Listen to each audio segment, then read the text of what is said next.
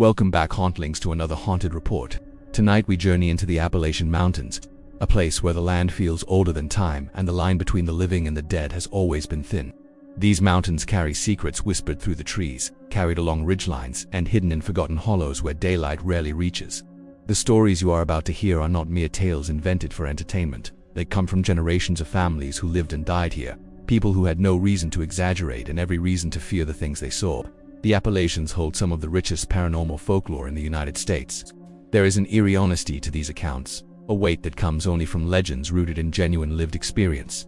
It is a region where the supernatural is a part of the cultural fabric, where children grow up learning which roads to avoid after sunset, where elders still leave offerings at the edges of old fields, where every abandoned tunnel, forgotten mine, and lonely stretch of forest road has a reputation known only by word of mouth. Tonight you will hear 5 of the most unsettling legends from these mountains.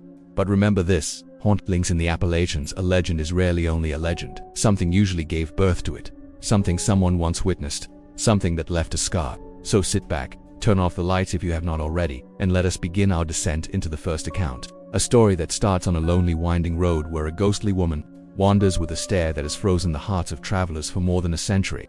This is the story of the woman on Dark Hollow Road. Story 1. The woman on Dark Hollow Road. Dark Hollow Road is a narrow stretch of cracked asphalt that cuts through the dense forests near Shenandoah. Locals know the road well, not because it is convenient, but because it is feared. The trees on either side grow so close that branches scrape across the tops of vehicles. Fog settles thick in the dips and valleys, lingering even on warm nights as if the earth itself exhales something cold from beneath the soil. For generations, drivers have reported seeing a woman on this road after nightfall. Most describe her as wearing an old dress that looks soaked with water, her hair dripping down her face as if she has just pulled herself from a river. She clutches her left arm tightly to her chest, as though it were broken. Some say she limps slightly. Others insist she floats just an inch above the ground, moving without disturbing leaves or gravel. But all who have seen her agree on one thing. Her face carries an expression of terror so raw that it feels burned into the imagination long after the encounter ends. One of the earliest documented accounts comes from the late 1800s. At the time, a young woman named Cora Wilkes lived with her family near the creek that parallels the road. She was known for her kindness, often helping neighbors with chores or delivering food to families in need. According to local records, she drowned after the family wagon overturned while crossing the creek at a shallow ford. The horses panicked, the wheels slipped on wet stones, and Cora was thrown into the rushing water. Her body was found downstream, her left arm broken and her hair entangled in branches along the bank. But the tragedy did not end with her burial. Within months, travelers began reporting sightings of a pale figure standing near the creek crossing. Some thought they were seeing a woman in distress. Others believed their eyes were playing tricks in the low light. One man claimed he stopped his wagon to offer assistance only to watch the figure dissolve into mist before his eyes. He swore he felt icy water soaking his boots even though he was standing on dry earth. Over the decades, the legend grew. Carriage drivers avoided the road at night. Children dared one another to walk the first 10 steps onto the creek bridge. Hunters reported hearing a soft splashing sound when no water flowed. And every few years someone would come forward claiming they had seen her. One of the most chilling modern accounts came from a firefighter named Daniel Rowan who responded to a late-night accident in the early 2000s. A car had skidded off the road and rolled into a ditch near the old crossing. Daniel arrived before the ambulance and hurried toward the overturned vehicle. He could hear the driver moaning inside and saw smoke rising from the hood, but as he reached the rear of the car he froze. A woman stood beside the driver's side door. Not a pedestrian, not someone who had arrived to help. She was drenched from head to toe, though the night was dry. Her dress clung to her body as if soaked through. Her hair dripped onto the ground. Her left arm hung at an unnatural angle. She gazed down at the injured driver with eyes full of sorrow and fear. Daniel shouted to her, but she did not react. He took a step forward and she slowly lifted her head to look at him. In that moment, he said he felt a wave of cold air sweep through him, so intense it made his teeth ache. Then the woman stepped backward and vanished into the darkness beyond the headlights. Not ran, not turned, she simply faded. When the ambulance arrived, Daniel kept what he saw to himself for years. He only shared the story with colleagues after another firefighter reported hearing splashing sounds at the same location during a rescue call when no water was present. Locals believe Cora appears when someone is about to die on that road. Some see her presence as a warning. Others claim she relives her own final moments, forever trying to reach those injured in the same way she once was. One story often told by residents involves a teenager named Maggie who was driving home from a late shift at a diner. It was past midnight and fog had settled thick across Dark Hollow Road. Maggie kept her speed slow, gripping the steering wheel tightly. As she rounded a curve, she saw a figure standing by the edge of the road. A woman, pale, soaked, holding her left arm. Maggie slammed the brakes and swerved, but the car did not hit anything. She stopped in the middle of the road, her heart pounding. She looked behind her. The woman was now standing directly behind the car, her face visible through the red glow of the taillights. Maggie screamed and accelerated forward, refusing to look in the rear mirror until she reached the next intersection. When she finally gathered the courage, she saw no one behind her, but muddy footprints covered the back bumper of her car. She sold the vehicle a week later. Researchers and paranormal investigators have tried to study the road, setting up cameras, audio equipment, and thermal sensors. Most recordings fail to capture anything unusual except for one case from a small investigative team in the early 2010s. They captured a short piece of audio in which a quiet female voice whispers the words, "Help me." When enhanced, the recording revealed something stranger. A second voice whispered beneath the first. It sounded like the name Daniel, the firefighter who reported the original sighting. The team returned to the road several times but never captured anything again. They described the area as heavy, almost oppressive, as if the air itself resisted their presence. Today, Dark Hollow Road remains a place that locals respect and avoid. Even those who doubt the paranormal refuse to walk the creek crossing after sunset. Travelers who must drive the road at night keep their windows up and their eyes forward. Many claim that if you look into the trees for too long, you might see a wet figure standing among the branches, watching silently. What makes the woman of Dark Hollow Road so unsettling is not only the sightings but the consistency of her appearance. Generation after generation has described her exactly the same way. The soaked dress, the broken arm, the expression of terror. Her presence is as much a part of the landscape as the creek itself, and perhaps that is the most frightening part. Legends fade, stories change, but she has remained unaltered, unresting, and always waiting for the next traveler to witness her tragedy replayed in the darkness. Story 2. The Knockers of the Old Coal Mines. Deep below the Appalachian Mountains lies a world carved by generations of miners. Lightless corridors stretch miles beneath the surface, branching into shafts so narrow that only one person can walk through at a time. The air grows colder the deeper you descend, and the ceiling drips with the slow heartbeat of the earth. In these shadows, men worked for centuries, digging coal from the mountain and bringing to the surface the fuel that powered entire towns. But within these mines lived something else, something older, something that watched the men closely and made itself known only in moments of danger. They called them the Knockers. The legend of the Knockers began long before the first immigrant miners arrived. Stories were passed down from the earliest settlers, who in turn heard whispered tales from the indigenous peoples who had known the mountains far longer. Small figures that moved in the tunnels, echoes of voices when no one was speaking, gentle taps on the rock that would grow louder until they sounded like fists pounding on the support beams. To miners, these sounds were warnings. Whenever the tapping began, men would back away from the walls, leave their tools, and retreat toward the main corridors. Minutes later, a beam would snap or a section of rock would crumble, sending debris crashing into the very place they had been standing. The Knockers were guardians, or perhaps restless spirits who did not want company. Either way, their messages were unmistakable. Evidence of the Knockers appears throughout coal country. In diaries, in old letters, in the oral traditions passed down from grandfather to grandson. Men who spent decades underground all described the same sensation. A sudden chill, a feeling that someone stood behind them, then the knocking. Soft at first, then more urgent. Sometimes so loud that helmets vibrated on their heads. But the story that solidified the legend comes from a disaster that occurred in the early 1900s in a mine near Wise County, Virginia. Dozens of men had descended to work the morning shift. They were halfway through their day when one worker named Caleb heard faint tapping coming from the far end of the chamber. At first he thought it was another team signaling, but the pattern was odd, slow, rhythmic, almost like a heartbeat. Caleb called out, but no response came. Then he heard another tap behind him, then another above his head. He felt the hair on his arms lift. The tapping became frantic, dozens of small knocks bouncing from one side of the chamber to the other. The men grew uneasy and backed toward the main corridor. Just as they did, a violent crack split the air. A massive slab of rock sheared off the ceiling and smashed into the ground where they had been standing seconds earlier. The men fled the chamber and refused to re-enter for weeks. An investigation later revealed the supporting beams had rotted through. Caleb insisted that without the warning they would have all been killed. He never forgot the sound of the knocks or the overwhelming feeling that the spirits of miners long dead had saved his life. Stories like Caleb's appear again and again. But as mining technology modernized, many dismissed the tales as superstition, a relic of an older generation.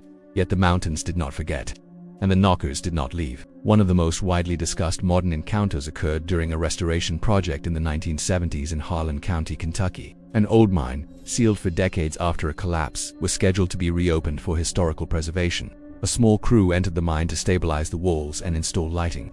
They had descended only a few levels when the first sounds began. A worker named Leonard heard what he described as pebbles bouncing along the corridor. He shined his flashlight toward the darkness but saw nothing. Another worker joked that the mountain was settling, but then the tapping began. slow, rhythmic taps echoing from deep inside the sealed chambers. No one was working in that direction. No one had been in those tunnels since the 1930s. The crew exchanged uneasy looks. They attempted to ignore the sounds and continued installing metal braces along one of the aging walls. But the knocking grew louder. Faster, it sounded like dozens of small fists pounding on the rock. The ground vibrated beneath their boots. The men dropped their tools and raced toward the entrance. They had not reached daylight when a violent cracking sound erupted behind them. Dust exploded into the corridor as a major support beam snapped in half. The entire chamber they had been in collapsed. Had they stayed even 1 minute more, they would have been crushed. After the collapse, the crew refused to return. When a second team was hired, they also reported hearing tapping within minutes of entering the site. One man described hearing his own name whispered in the darkness. Another felt his pant leg tugged by unseen hands. Eventually, the project was abandoned. The mine remains sealed to this day. What makes the knockers especially eerie is that miners across states, separated by hundreds of miles, describe them in the same way. In Pennsylvania, the same tapping sounds were reported during the anthracite boom. In West Virginia, men claimed small shadows darted across the walls of the tunnels. In Tennessee, workers spoke of faint childlike laughter echoing through the shafts. Different states, different mines, same presence. But perhaps the most unsettling account comes from an abandoned mine in southern West Virginia known only by its initials, the Wraith Shaft. The mine had long been rumored to be cursed. 3 collapses occurred within its first decade of operation. In one incident, a section of the roof caved in, burying 7 men alive. Only one survivor was ever recovered, and he lived the rest of his life unable to speak. When the mine was finally sealed, families described hearing knocks from beneath the earth for weeks, as if the dead were still trying to escape. In the early 2010s, a group of amateur explorers entered the sealed mine at night for a paranormal investigation. They carried small cameras, handheld microphones, and headlamps. The footage they captured has since been shared in mining communities and paranormal circles, often referenced as the clearest evidence of knocker activity ever recorded. As the explorers descended into the first level, the air temperature dropped sharply. Their breath became visible. One of them commented that it felt like standing in a freezer. Then the knocking began. A faint tap, pause, another tap. The group turned their lights toward the sound, but nothing moved. The tapping grew louder, echoing across the chamber. Then the knocks began forming patterns. 3 taps, pause, 2 taps, long pause, 3 taps again. The same rhythm repeated again and again. One of the explorers whispered that it sounded like someone trying to communicate. Another pointed out the chilling detail. The pattern resembled the old rescue code miners used to signal distress from behind collapsed walls. 3 taps, pause, 2 taps, long pause, help us. The knocking intensified until dust drifted from the ceiling. The group panicked and ran toward the entrance. On the footage, the camera captures something disturbing just before they escape. A dark figure, small and hunched, briefly appears at the edge of the flashlight beam. Not human, not animal, just a shape that should not exist.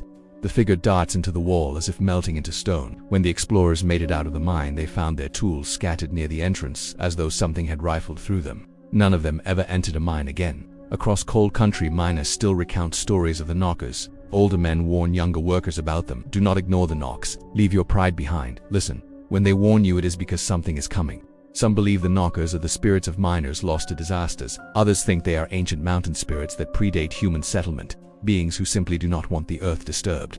Regardless of their origin, one thing remains constant. They appear only when danger approaches. But not all encounters are protective. Some describe the knockers as mischievous, even hostile. Tools go missing. Helmets are knocked from heads. Lanterns are extinguished by unseen fingers. In rare cases, men have reported seeing small eyes staring at them from cracks in the rock, vanishing the moment the light touches them. One particularly terrifying account comes from a miner named Henry who worked in a Virginia mine until he retired in the 1980s.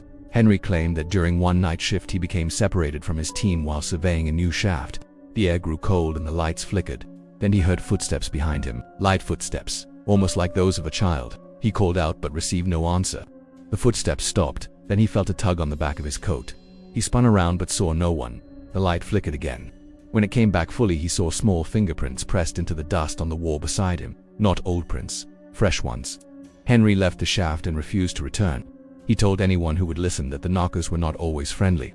Sometimes they wanted to lead men into the deepest sections of the mine, into places from which no one returned. Modern geologists have tried to explain the knockers as shifting rock or echoing water droplets. But miners laugh at these theories. Water does not form perfect patterns. Rock does not whisper your name, and vibrations do not tug on your clothing. To understand the knockers, you must understand the mountains themselves. The Appalachians are ancient, older than the Himalayas, older than almost any chain on Earth. They have absorbed centuries of coal dust, human sweat, fear, and death.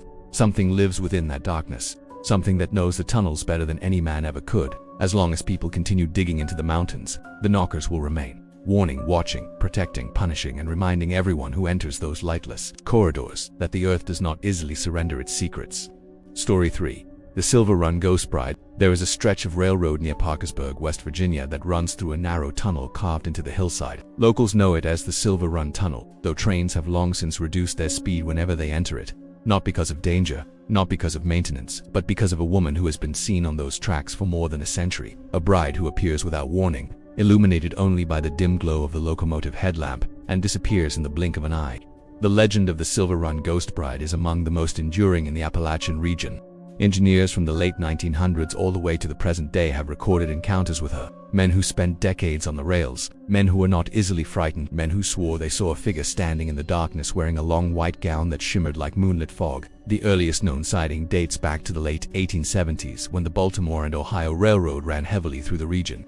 An engineer named James Waters was guiding a freight train through Silver Run on a foggy autumn evening. The tunnel ahead was pitch black. The only light came from the dim flicker of his kerosene lamp and the steady glow of the trainer's headlight. As the locomotive approached the tunnel entrance, James saw a woman standing directly on the tracks. She wore a white dress that flowed behind her as if underwater. Her head was bowed. One arm held a small bouquet of flowers. James reacted instantly. He pulled the whistle cord and slammed on the brakes. Sparks flew from the wheels as the train skidded. When the train finally lurched to a full stop, James threw open the cabin door and leaped down to help the woman, but she was gone. No footprints, no fabric caught on the rails, no sign that anyone had been there. Some of James's crew mocked him, others believed him, but James knew what he saw. And only weeks later, another engineer reported seeing the same woman near the very same tunnel. The sightings multiplied through the years. Some described her as walking slowly along the tracks. Others said she stood perfectly still, her eyes hollow, staring into the engine light. In several reports, she lifted her arm as if pleading for the train to stop. Engineers approached with caution. Some swore they felt a physical presence near the tracks, a weight in the air, as though someone was standing just outside the cone of light, but no one ever managed to reach her. The most detailed account came from an engineer named Robert Carlin in the early 1900s. Robert was known for his strict adherence to safety and his refusal to entertain ghost stories. He openly mocked the notion of a phantom bride, until one night he changed his mind forever. It was winter. Bitterly cold, ice covered the edges of the steel rails. Robert was guiding a mixed freight train around midnight. The sky was clear, but the tunnel ahead looked like a black void. As the train approached the entrance, Robert felt his breath catch in his throat. Standing directly inside the tunnel was a woman in white. Robert pulled the emergency brake and the train screamed as it slowed. Crew members testified that Robert's hands were shaking as he climbed down the side ladder and walked toward the tunnel. He held a lantern in front of him, the flame trembling with every step. He expected to find a terrified woman, maybe someone stranded, maybe someone hurt. Instead, he found nothing, but as he stepped deeper into the tunnel, the lantern flickered and went out. Darkness swallowed him. The air grew cold. Robert said he felt something move past him, brushing against the sleeve of his coat. He tried to relight the lantern. His hands would not stop shaking. When light finally returned, he saw a faint imprint in the dust near the rail, a small oval shape, the shape of a human foot. But only one. Robert completed his run but never took a night shift again. He retired early and refused to talk about the incident until his deathbed, when he admitted that what passed him in the darkness was not human, though the origins of the Silver Run Ghost Bride remain debated. One popular theory connects her to a wedding party traveling by train in the late 1800s. According to Folklore, a young woman was en route to Parkersburg to meet her fiancé. She carried her wedding dress with her, stored carefully in a wooden trunk, but somewhere near Silver Run she vanished. The story claims she stepped off the train during a brief stop, perhaps for fresh air, perhaps to stretch her legs, and never returned. Some say she fell from the bridge near the tunnel. Others believe she wandered too close to the tracks and was struck by a passing locomotive. The details vary, but the ending is always the same. She never reached her wedding. Her fiancé waited for hours, days, weeks, until he finally learned that she had disappeared along the Silver Run corridor without a trace. The idea that her spirit still waits in the tunnel searching for the train she was supposed to arrive on has persisted ever since. In modern times, maintenance crews have had their own encounters. In 2003, a small team entered the tunnel to install updated wiring. They had been working for only 20 minutes when they heard footsteps behind them, soft, rapid, approaching quickly. The crew turned. Their flashlights illuminated the far end of the tunnel. Nothing stood there. The footsteps stopped inches from the men. One worker, a man named Connor, said he felt the unmistakable sensation of fabric brushing against his leg. When he swung his light downward, he saw nothing, but his pant leg bore a faint smudge of white dust in the shape of a handprint. The crew left early that night and refused to enter the tunnel alone from that point forward. Trains still run through Silver Run today, though far less frequently. Engineers often slow as they approach the tunnel, not because they expect to see the bride, but because they do not want to risk being the next person to encounter her. Some swear they see a flicker of white movement just past a headlamp range. Others claim their radios crackle with static as they enter the tunnel. Several have reported hearing soft weeping through the open window of the cabin. One engineer told a particularly frightening story. As he passed through the tunnel on a quiet summer night, he felt the temperature drop several degrees. His breath became visible. He heard a faint tapping on the metal siding of the locomotive. When he leaned his head out the window to look, he saw a reflection in the glass panel beside him. A woman in a white gown sat on the step just behind the cabin door. When the engineer turned around, she vanished. He finished the run with the cabin door locked shut and refused to open it until dawn. What makes the Silver Run Ghost Bride so unnerving is not only the consistency of reports, but the emotion she evokes. Witnesses often describe a profound sense of longing when they see her, a heartbreaking weight, as though she is searching for something she can never find. Railroad historians believe her legend persists because of the nature of the tunnels themselves, places where light barely penetrates, where sound echoes unnaturally, where the boundary between the past and present seems thin. The Appalachians are filled with abandoned tracks and forgotten tunnels, each with its own tragedies.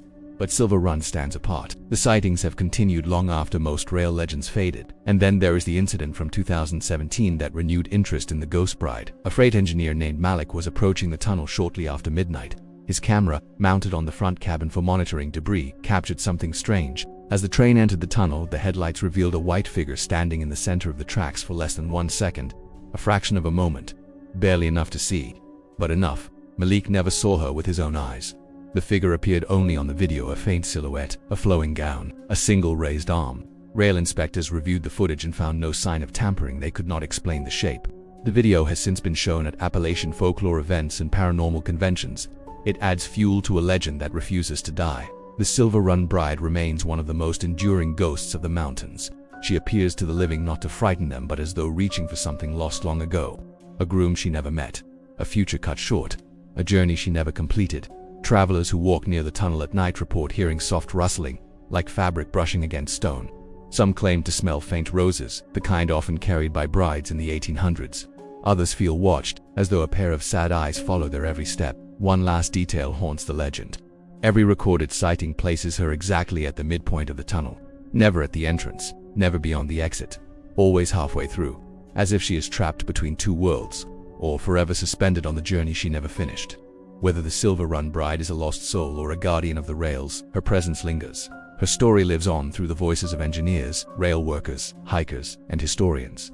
And every now and then, when the night is cold and the tracks tremble beneath an approaching train, someone sees her again. The woman who waits in white, standing in the path of steel and fire, forever searching for the life she was denied.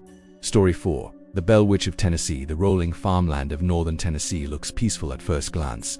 Wide meadows, quiet trees, a breeze that smells of earth and hay. But buried beneath those gentle hills is one of the darkest hauntings in American history. A story that has outlived generations and terrified even those who claim not to believe. This is the legend of the Bell Witch. The haunting began in the early 1800s on the property of John Bell, a farmer who settled near the Red River in what is now Adams, Tennessee. John lived with his wife Lucy and their children in a large cabin surrounded by orchards and fields. For years life was calm, but one evening in 1817 something changed. John was inspecting his cornfield when he spotted a strange creature crouched among the rows. It looked like a dog with the head of a rabbit. He raised his rifle and fired, but when the smoke cleared, the thing had vanished. That night the family heard knocking along the walls of their house. At first it seemed like rats or branches scraping the wood, but the sound grew louder, heavier, deliberate. The knocking turned into pounding, then scratching. The noise moved from room to room as if something circled the house. Within days the disturbances moved inside. The Bell children woke screaming, claiming something had tugged at their blankets or pulled their hair. Footsteps echoed in empty rooms. Whispered voices hissed their names from dark corners. Even the family's livestock began behaving strangely, breaking from their pens and refusing to go near the barn after sunset. Neighbors who stayed overnight reported the same sounds, something unseen slapping the bedposts, a voice muttering curses. A voice muttering curses. One visitor described being struck across the face by an invisible hand. Whatever haunted the Bell family soon began to speak clearly. The voice called itself Kate, though many simply came to know it as the witch. "Here I am," it would say. "I am the spirit of someone wronged." No one knew if that was true. But the voice seemed to know everything about the family's secrets they had never spoken aloud.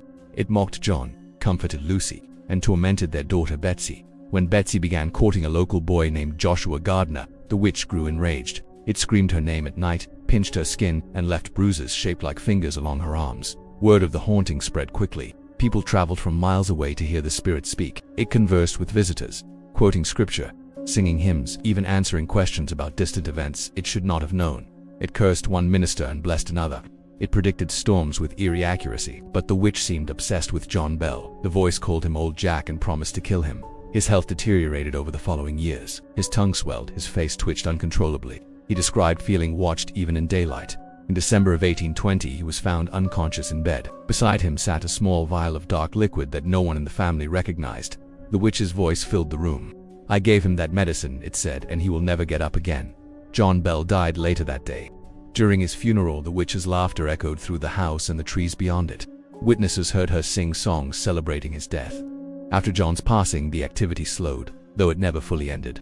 Betsy broke off her engagement, convinced that the spirit would destroy anyone she loved. The witch occasionally returned, sometimes to taunt, sometimes to warn. She reportedly predicted the Civil War decades before it happened, describing a great conflict that will divide brother from brother. Today, the Bell Witch remains one of the most investigated hauntings in the world. The site of the old Bell Farm still draws visitors, and the nearby Bell Witch Cave has become a place of pilgrimage for those seeking proof that the legend is real. Visitors to the cave describe the air as heavy and suffocating. Photographs come out distorted, batteries drain instantly. Some hear soft humming from the darkness, as if a woman's voice carries faintly through the stone. Guides tell of tourists who leave gifts, coins, flowers, written notes, hoping to appease whatever remains there. Local historian Jane Brooks once spent the night near the cave entrance for a documentary. Around 3 in the morning, she heard movement behind her. Thinking it was an animal, she turned with her flashlight. The beam revealed nothing, yet the sound of footsteps circled her camp until dawn. When she reviewed the audio from her recorder, she heard her own breathing and beneath it, a whisper.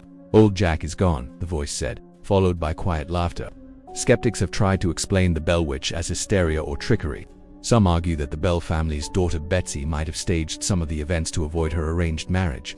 Others believe the noises were caused by air pockets in the wooden walls of the cabin, but those theories crumble when faced with the sheer number of witnesses, neighbors, preachers, and even local officials who all experienced the same terrifying phenomena.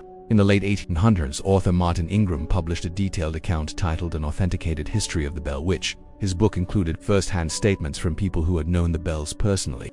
The consistency of those accounts turned the legend into a cultural phenomenon.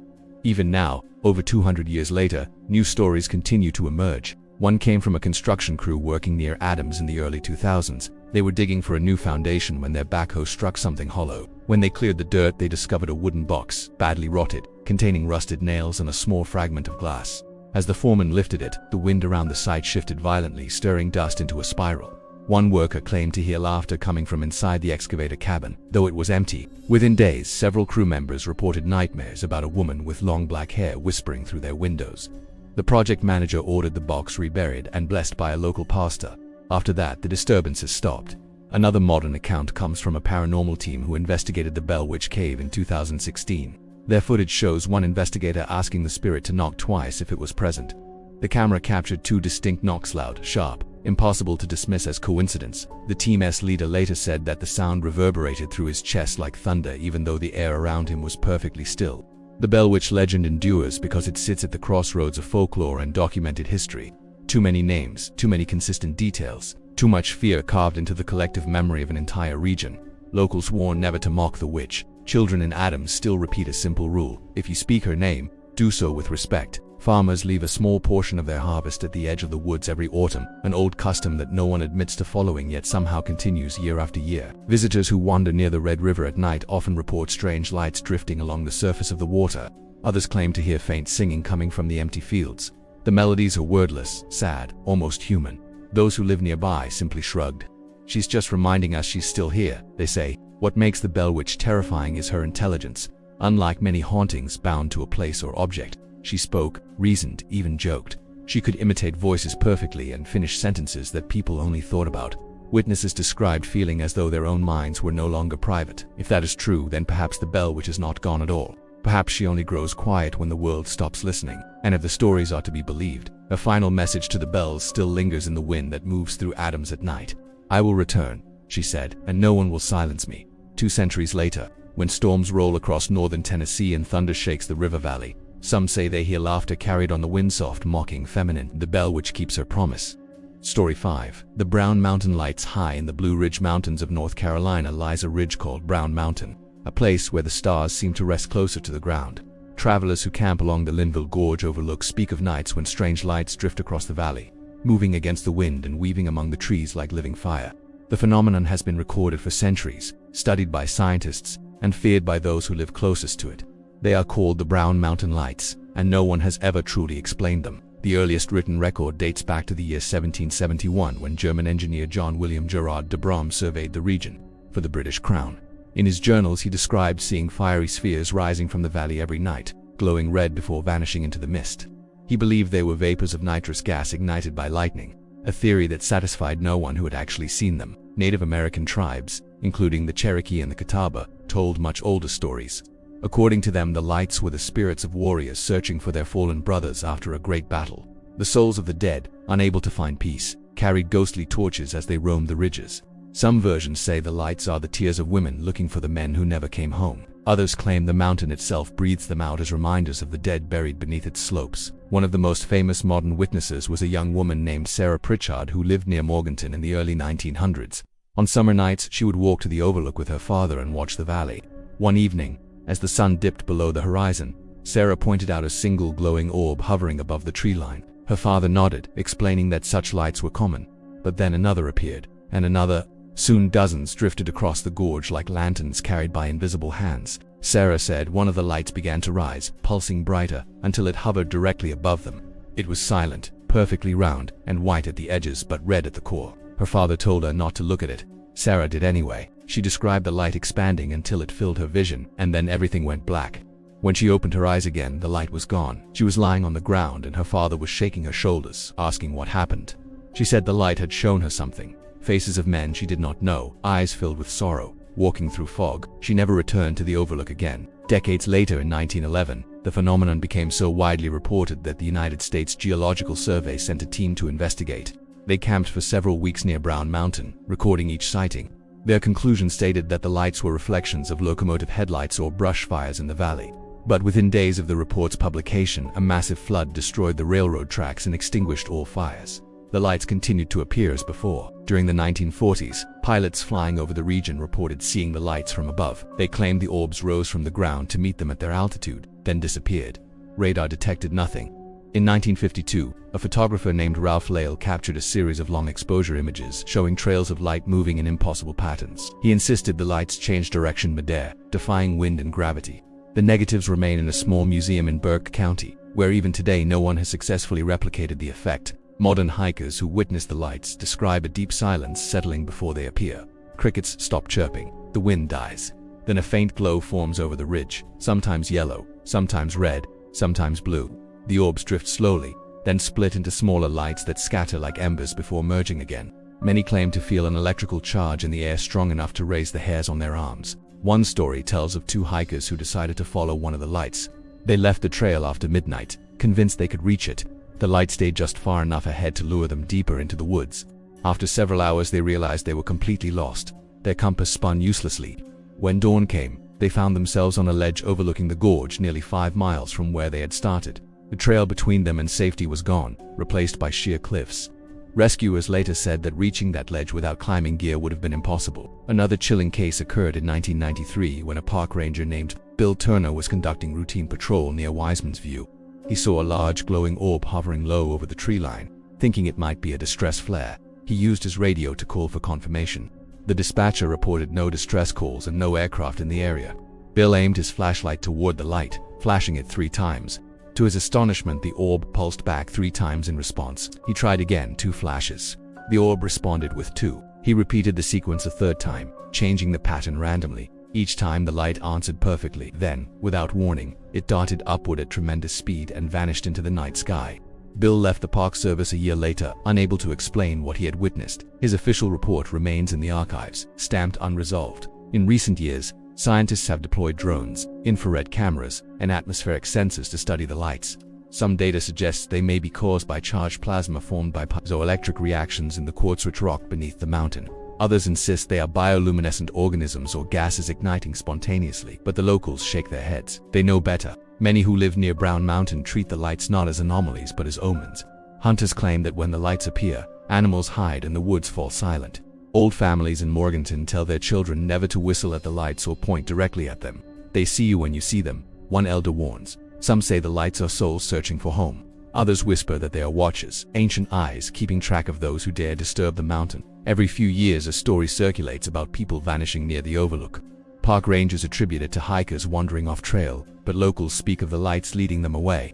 They say if you follow too closely, the glow will surround you, and when it fades you will be gone. One of the most unsettling modern accounts comes from a college student named Andrea who visited Brown Mountain with friends in 2018. They set up camp on a clear night hoping to film the phenomenon. Around midnight, a cluster of blue lights appeared near the ridge. The group cheered, thinking they had succeeded.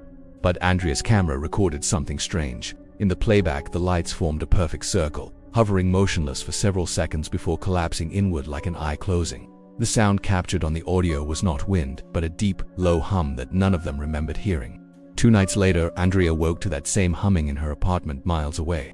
The power in her building flickered and her phone camera turned on by itself, recording 10 seconds of static before shutting off. She moved out within a week. Whatever the Brown Mountain lights truly are, spirits, plasma, or the breath of the mountain itself, they continue to appear. Witnesses include skeptics, scientists, and lifelong residents who cannot agree on what they are seeing but cannot deny that they see it. Perhaps the truth lies somewhere between science and spirit. Perhaps these lights are echoes of energy released by centuries of human emotion, compressed deep within the earth. Or perhaps they are the lanterns of those who never left the valley, endlessly repeating their journey through the night. Either way, the lights remain, watching, waiting, and glowing silently above the Appalachian dark. The Appalachians are filled with beauty, but beauty in these mountains often hides something older and darker.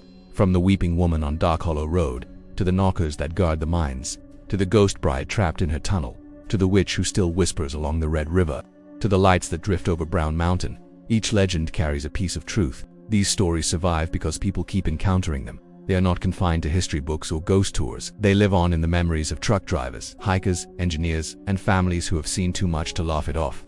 The Appalachian Mountains remember everything. They hold the echoes of every scream, every prayer, every voice that was swallowed by the mist. Hauntlings, as you listen tonight, remember this: not every story comes from imagination. Some come from the land itself, whispered through stone and wind to anyone willing to listen. If you enjoyed this journey through the haunted heart of the Appalachians, make sure you subscribe to the Haunted Reports. Turn on notifications so you never miss the next deep dive into the world where the living and the dead overlap. And tell me, Hauntlings, which Appalachian legend should be uncovered next. Until next time, keep your lights low, your doors locked, and your mind open, because the mountains never sleep.